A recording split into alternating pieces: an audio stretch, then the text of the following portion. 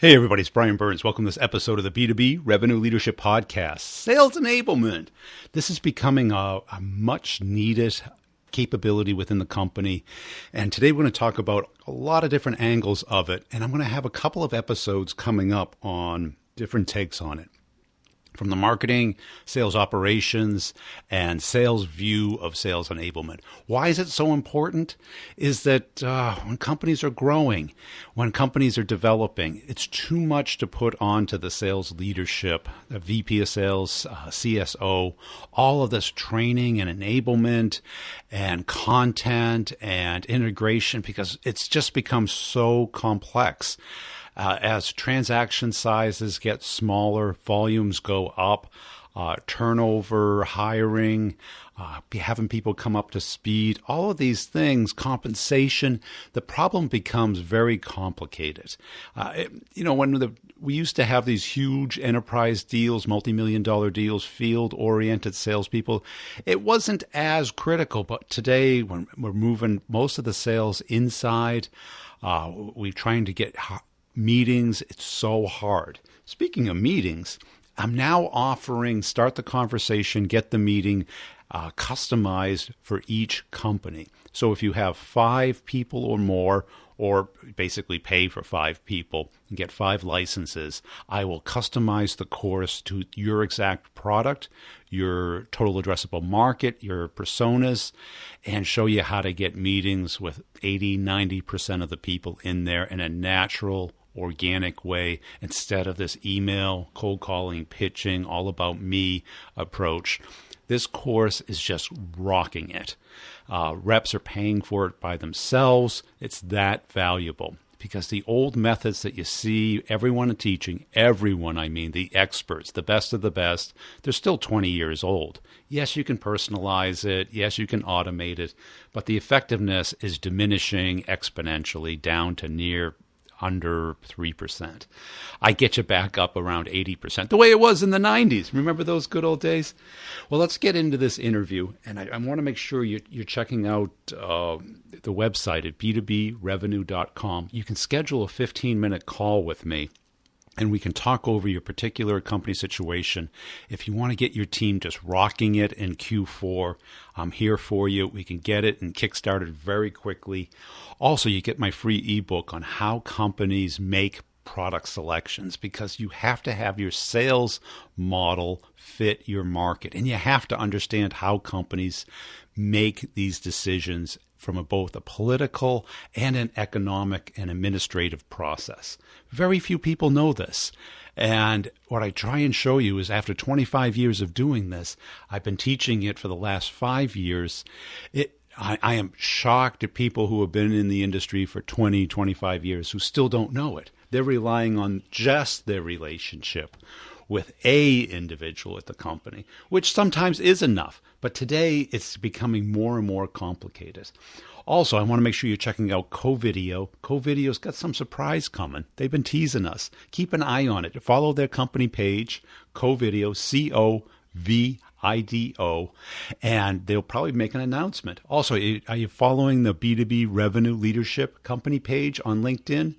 I'm putting out some funny videos as well as blog post content there, stuff that's also on my website at B2B Revenue. Hey, let's get into the interview. We're going to be talking about sales enablement more from a marketing perspective today, but I'll have others in future episodes. Thanks for listening.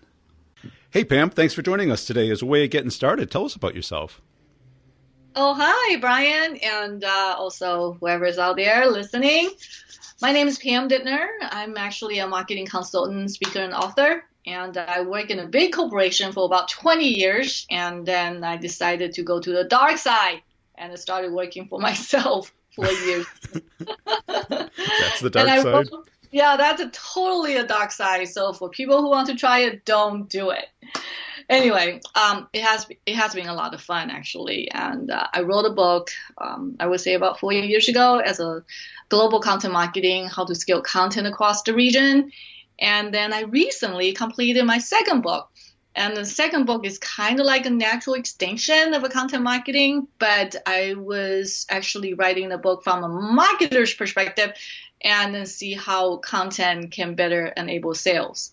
So effective sales enablement, that will be coming out actually October 23rd in the US. So what is the difference between effective sales enablement and every other kind? That's actually a great question, Brian. Sales enablement, if correct me that I'm wrong, based on a lot of various definition, if you will, that I read on the internet, and we trust everything on internet, right? And then sales enablement is really much focused on sales development and sales training, and which is it makes a lot of sense. If you think about it, it's enable the sales team to sell effectively. And my book, Effective Sales Enablement, is actually from a marketer's perspective, and I am writing from the perspective how the marketing and the sales team can better align. And I know that that's just kind of like a century-old topic, but I'm really going to details and talk about a very specific elements from a marketing mix down to messaging and down to a MarTech versus the sales technology. What are the things that we can think about to actually better align ourselves? So the effectiveness, how I defined it, if you will, Brian, is actually coming from the collaborations between sales and the marketing in a way. And how do you make sure that happens? Because I've been on the receiving end of many a sales enablement meeting and presentation, and there's always this huge disconnect. Yeah, I know, Brian. Is that weird? If you think about it, the sales and marketing organization, both departments or division, if you will, they belong to the same company. And the overarching goal is always about driving growth, right? So the goal is the same. But for some reason, the sales and marketing are not necessarily aligned.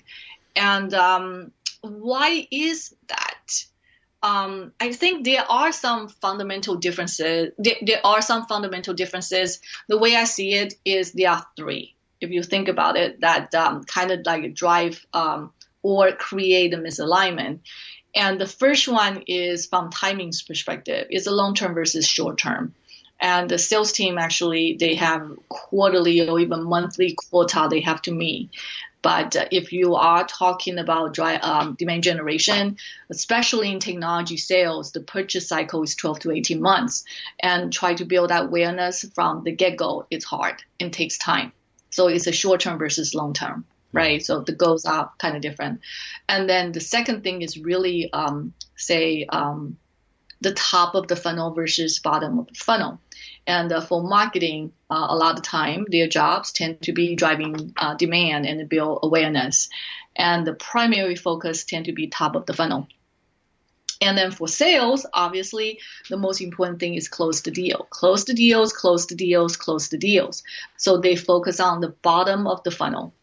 And because of that priority directions, that create conflict. And one is obviously focused on top of funnel. The other one say, you know what, that's really focused on conversion if any way possible. So that's the second fundamental difference. And the third one is if you're thinking about the short-term versus long-term, which is the first one, and then the top of the funnel versus the bottom of the funnel, that obviously will guide the resource and also budget allocation, right? So from the top, the timing difference, down to the funnel priority differences that will guide how both departments operates on a regular basis. And that somehow create a problem moving forward.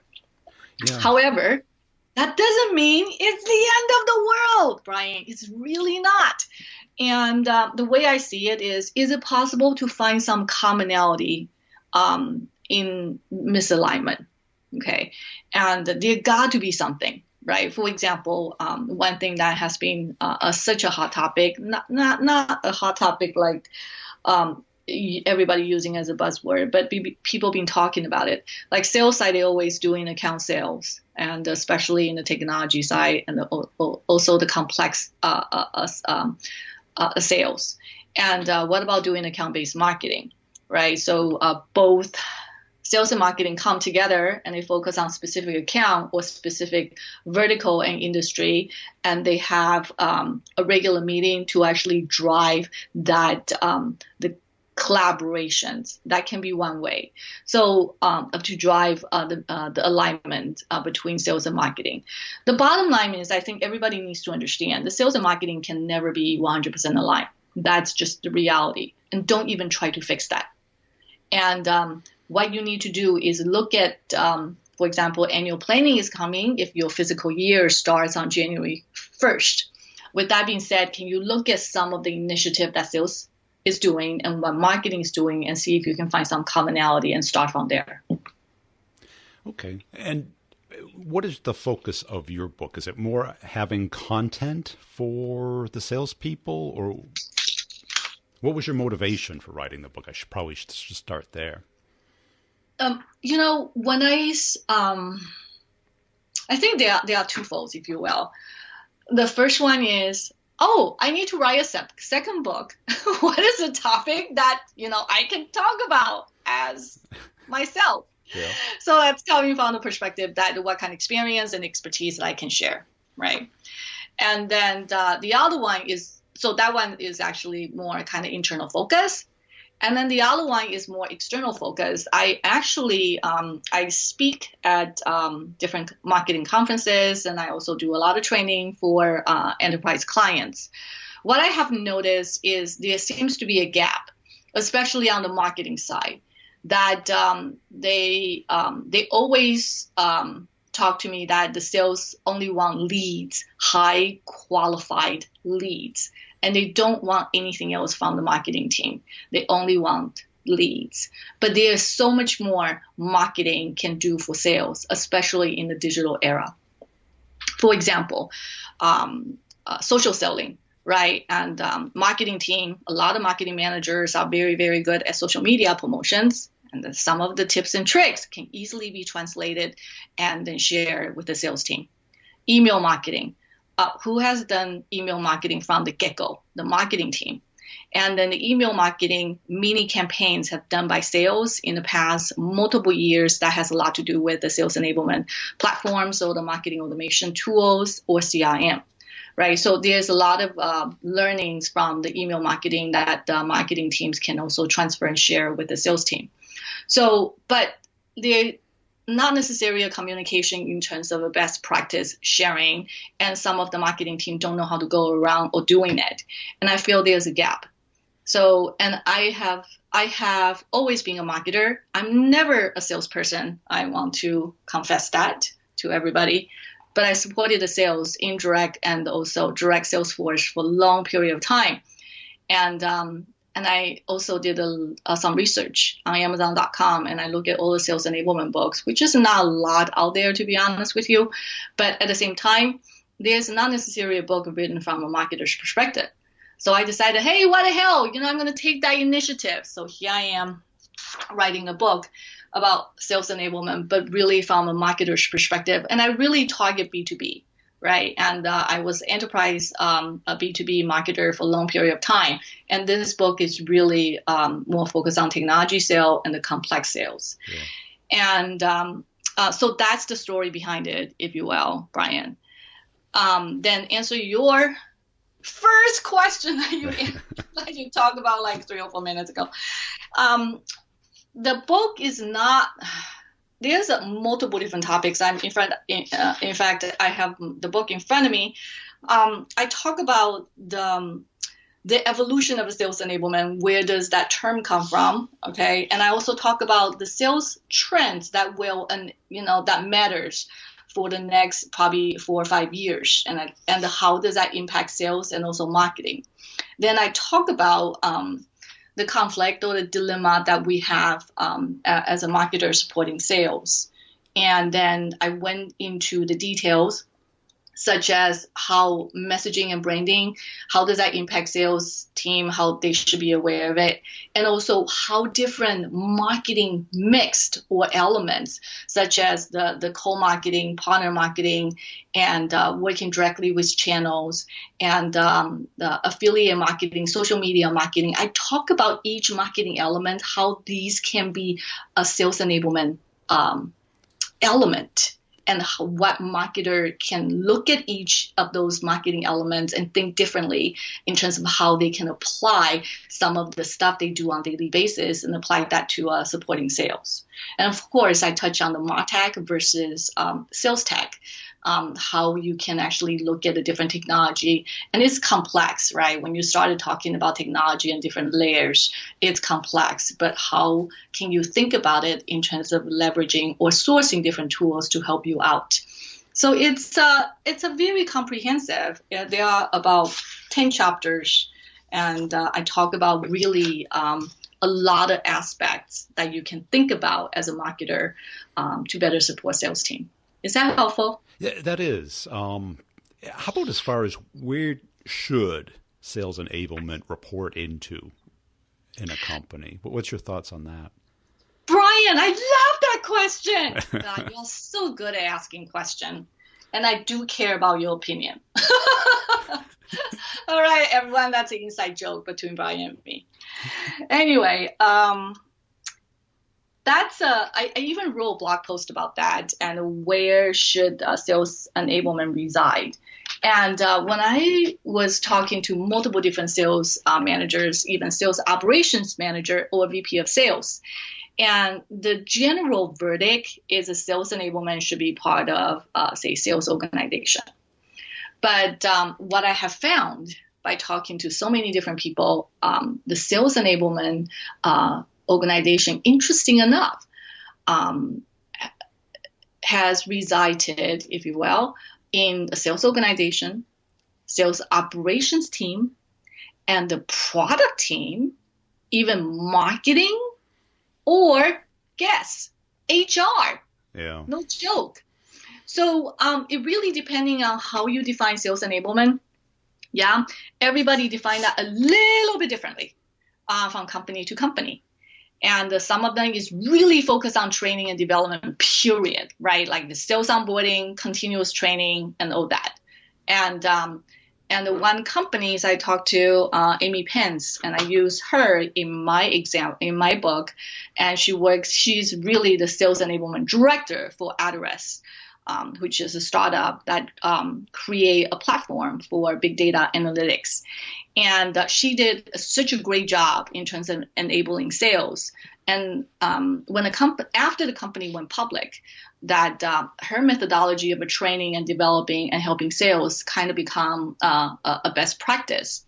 And then the HR, VP of HR, love a lot of stuff that she was doing. And at the end, she actually reported as a part of HR and then driving or scale the sales enablement, training and development cross corporation, right? So that was probably kind of unique example. And another one is Emma Hiskey. She was working for Intel at a time for IoT division, and the sales enablement part of it is actually part of a product group. So it's a part of the product group that do a lot of product training. And so her job in terms of enabling sale is naturally fit as a part of the business unit and the product group. So there are multiple organizations. The sales enablement are separate division all by its own. And then they report directly to the VP of sales. In a much smaller organization, they can be reported to sales operations, but there might be some challenges because sales operation tend to focus on, again, it's a short-term versus long-term, right? Sales operation, if you focus on the pipeline, you focus on the processes, you focus on the tool, but the sales enabling in terms of training, they tend to be a little bit more long-term. Yeah, so there is no right or wrong answer in terms of where sales enablement should fit. I guess my advice to everybody who is listening is really you need to look into your core competency of what your sales enablement organization is doing, and then have a frank conversation with the multiple different stakeholders, including the VP of sales and or even marketing, and then determine where it should go. Yeah, okay. Because I would think that you would get a very different implementation depending on who they report to. Totally. Yeah. I mean, there's one organization, there's one sales enablement manager I talked to, and interesting enough that they report to finance. And then, of course, he's a little frustrated a lot of time because the finance manager look at things very differently, right? And they are more kind of like, okay, do we get ROI out of this? And how do you track training? Sometimes training takes a long time to show the effect and the benefits. So, yeah, that can be a little frustrating. So, no, I do agree with you, Brian. Yeah, and I think the opportunity for that person or team is enormous because I think they can be the conduit between sales and the rest of the organization and the marketplace. Have you looked at the best way to compensate sales effectiveness, sales enablement, so that you get the result that you're looking for? You know, Brian, that's actually a very tough question to answer. And it comes down to the KPI and also metrics. It depends on how you measure the effectiveness and also efficiency of the sales enablement. And is your measurement kind of tied directly with the sales outcome? Or do you tie with, say, tools and also process implementations? You know, like, for example, you guys did, the team decided to scale CRM across multiple different offices, or they decide to launch a new marketing automation tool, or they decide to use a new collaboration tool for account-based marketing. So initiatives, obviously, tool implementation initiative takes a long time to actually get it right and will get everybody on board. So how do you measure that? So it's hard. Yeah. And there is no, again, the right answer or wrong answer. That's because the sales everybody does sales enablement differently. In my book, I was talking about it's kind of like content marketing, right? What does content marketing mean? When you talk about email marketing, everybody was like, oh, yeah, I know what email marketing is. You send out emails and you track the effectiveness of email. Great. And event marketing. Oh, yeah, I know what event marketing is. And, we do a bunch of events. We are on the show floor and we get a business card. We talk to our prospects. Yeah, it's very tangible and solid. Content marketing, what is that? And everybody does that very differently. And same analogy applies. Everybody does sales enablement a little differently as well. So it comes down, when you ask about effectiveness and efficiency and how to track that, I think at the end of the day is the sales enablement manager, marketing manager, along with the sales team, they need to get together and identify what are some of the KPI that works for them. Yeah. Is that helpful? Yeah. It is, because, the compensation is the compass usually for people. And probably second only to who they report to, the reward system. And I think people are now realize the importance of sales enablement. At what point does a company hire somebody to do that? Is it a size thing? Is it a revenue, a funding thing? What's your recommendation? Oh, you know what? These softballs. I have to say you are asking all the right questions, Brian. That really depends. When I talk to multiple different people, and especially on the sales side, also including like the founders or the CEO, and it's pretty much a time like, holy crap, I cannot scale anymore. I have 10 salespeople. You know what? They are all create their own content, and they are not necessarily following the right sales methodology. I need to do something about this. So there's always that holy crap moment, you know what I'm saying? Yeah. Like you're like, oh my God, I'm growing. But hey, my tools, my process, and how I need to function as a sales team is not necessarily right behind the growth. And then they start thinking, oh, you know what, I need to do something. But initially, I'm talking kind of like from startup and also mid-sized company. It's very much kind of like a size-driven. Brian, you hit the core, right? And how many salespeople you have. If you only have like 5 people, do you need like a sales enablement manager full-time? Probably not. Then you probably have the marketing manager or even a product marketing team take on a portion of a sales enablement role. Does that make sense? So when I was talking to some of the startup or a mid-sized company, that they are not huge, but they still have a sales enablement functions, but they don't call them sales enablement. They are really either part of a product marketing or they are part of the marketing. And some of them even done by the HR people. So, there are people wearing multiple hats and that still doing sales enablement. I think that actually have one person doing sales enablement as a full-time, that's usually sales team has grown to the point that a lot of things needs to be standardized. So I think the first requirement, if you will, Brian, it's just it's how you said it. It's a size related. That's the first. And then the second thing is like really most of the time people tend to be reactive. We drive growth, and the process and the tools are not necessarily our focus. And usually it's coming after. Yeah. And then it's that aha moment. I need somebody to help me out. And then all of a sudden a group is formed.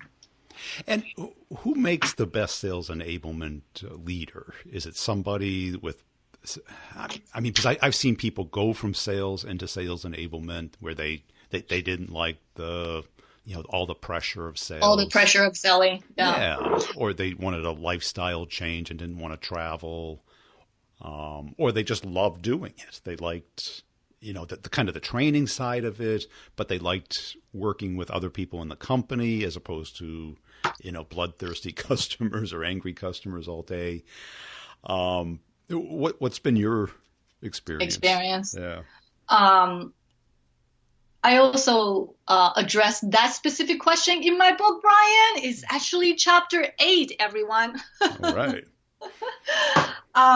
Interesting enough, and I want to look at that, answer that question from 2 perspectives. And in general, and one is from the sales, salespeople's perspective. The other one is from kind of like a strength and also skill set needed perspective.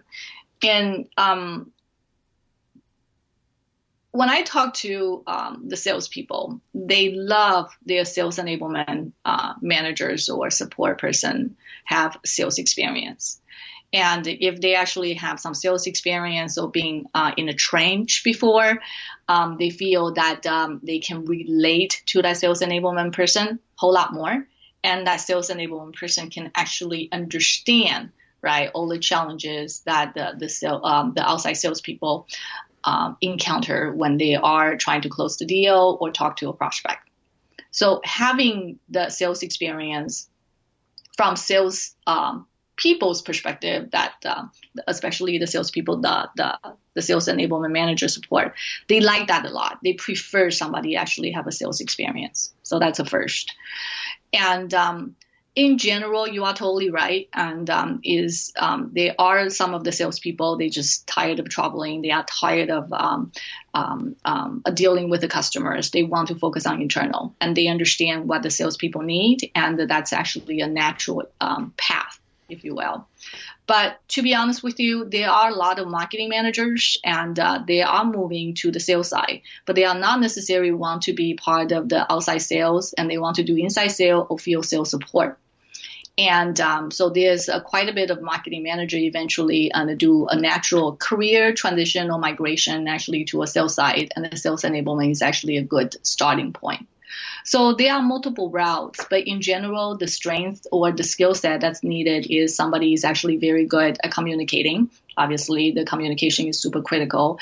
And the second thing is attention to details. A lot of time, it related to multiple different aspects, how to, you need to look at the sales methodology, you need to source the tools, you need to work on the training depending on your role, right? So attention to detail and being a solid program manager is also, it's essential. So, yeah, if you want to be a sales enablement managers, you need to be a super. Excellent. Superman. And if somebody invested the time and money and got your book, what would they get out of it? Well, there are a couple things. First one, like I said, this book is written from a marketer's perspective. So, and I'm not saying that sales managers or even sales enablement managers should not get it. That's not my point. You might get some nuggets in terms of what are some of the other ways that you can support the sales team. Okay, it's about thinking beyond the roles and responsibility. And I really talk about sales enablement very comprehensively, from MarTech, from marketing mix, and also from technologies, not technology, and also from assembling a sales team, what you need to pay attention to. So it's a very comprehensive book from my perspective in terms of sales enablement. And take a look. And by the way, everyone, really, if you don't like the book, right? If you don't like the book, reach out to me directly. Go to Google Pam Dittner, D-I-D-N-E-R, first name is Pam, and my website should come up. Schedule a call with me. If you don't like the book is not solving your issue, guess what? Reach out. Let's have a one-on-one. I'll see what I can do. It's a promise, by the way. Excellent. That's very nice of you. And when is it coming out and where? Yeah, the book will be available on October 3rd in the UK and October 23rd in the US. So, I hope you enjoyed that. One of the big parts of sales enablement is having the right model, having the right approach to get into new accounts, to have the right process to keep the deals moving, prevent the bad things from happening, and ensure the good things happen on a timely basis. Is that important? I bet it is, especially going into the last quarter of the year. If your team doesn't have control over that, if you think it's still demo, present, propose, negotiate, close, guess what? Nobody buys that way anymore. Those days are over. Unless you have a super simple transactional sale, that's not happening. So let's get together. Let's have a conversation. Go to b2brevenue.com. Under training, you can pick a 15-minute slot, and we can talk over how I can help your company really skyrocket the revenue this quarter, get into those new accounts, and fill the pipeline for 2019. Also, I have a free book there on how companies make product selections. Also, I hope you're checking out Discover.org. They were ranked by G2 Crowd as the #1 data provider out there. Super helpful for your team. Why hire a bunch of people to correct the emails and the phone numbers and get personalized data so that your reps can have something? This is all done for you at 1/10 the cost. So check it out at discoverorg.com. Also, nudge.ai. They just had this new capability of connecting up their Chrome plugin with LinkedIn. So now your team can see the relationships that you have between you and your market space. They also have the integration with Salesforce so that when you have a forecast, you can see exactly the relationship strength between the people in the account that's supposed to close and you. And you know how to connect with them. So when someone's saying, oh, this is a 9 or a 90% likelihood, but there's only connection with one person who's not a decision maker, guess what? It ain't going to close. Okay, enough about that. Really appreciate everybody listening. Connect up with me on LinkedIn. If you happen to see my content on LinkedIn, please give it a little like, a little comment, a little share. Definitely appreciate that. We'll see you next week. Hey, everybody. Thanks for listening to this episode. And I really would appreciate everybody who goes onto LinkedIn, connects up with me or follows me there. If you happen to see some of my content flying by, if you could throw a little thumbs up or a comment or a share, I definitely appreciate it. It helps spread the word about the podcast. And make sure you're checking out my website, b2brevenue.com. You can get my free book on how companies make product selections. It's a real book. It is on Amazon, but I give it away for free. Just register there. It'll email you a link to it, and you can just download the PDF from there. Also, if you want to check out the courses, start the conversation, get the meeting, or closing the complex sale, and you have more questions about it, the short answer is there are video courses. You get access for a year, but it's also a community. What does that mean? You can ask questions anytime via voicemail or email. I answer them within a week, put them into the course. We have office hours every other week. It's an hour-long course where you can basically, I pick a topic, answer questions, you can ask questions. Also, you can schedule one-on-ones for free, and we just talk through your particular use case, and that gets shared with the course. So if you don't have time for office hours or the timing doesn't work, or you just want some more one-on-one help, that's all included for a whole year. So it's really a year to go from where you are to where you want to be. And so it's not just videos. It's not just knowledge. It's practice. It's getting feedback. You can send me emails. You can send me your presentation. I'll help you with anything that you need to close the complex sale or get the meeting. And you can check out them at b2brevenue.com. So that's it. I really appreciate it. And please tell somebody about the podcast and let me know if I can help you in any way. Oh, and you want to hear some results from the course? Well, here you go. You know, I love the approach. It's working for me just fantastic. If I sent you some of the emails, which I should, the conversations that I'm having with people, I think you'd be blown away because they're not really about work. Yeah. I've figured out if you can kind of get personal with them, like one lady, it's all about her family, kids. And then I sprinkled in a little bit around work, and she's LinkedIn, sending me messages on LinkedIn, photos of her family. No, I'm not even kidding. I should show this to you. You'd be stunned. I was shocked. And we're going to lunch on September 6th. And yesterday she shot me a LinkedIn message and said, "Hey, Ron, why don't we get on the phone and do a video call beforehand so our lunch isn't so awkward? We're like barely not meeting each other for the first time." Oh, holy cow, right? Like, this is unbelievable. So this is not the first time that this has happened. She's kind of an extreme, but I'm starting to figure out a pattern where I can actually make this a process, you know? So good. Yeah. I'll show you that. So it's getting to that point, and every time I do this, I'm like, God, this is unbelievable, you know? So, and it feels better too, doesn't it?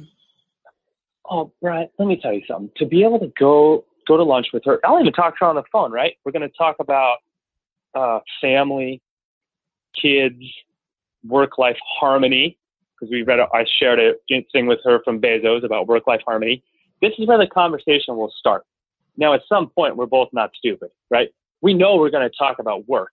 We know why we're both there. Right. But to kick it off this way is so much better. And to end that lunch with the last 5 to 8 minutes of telling, well, what are you guys doing with digital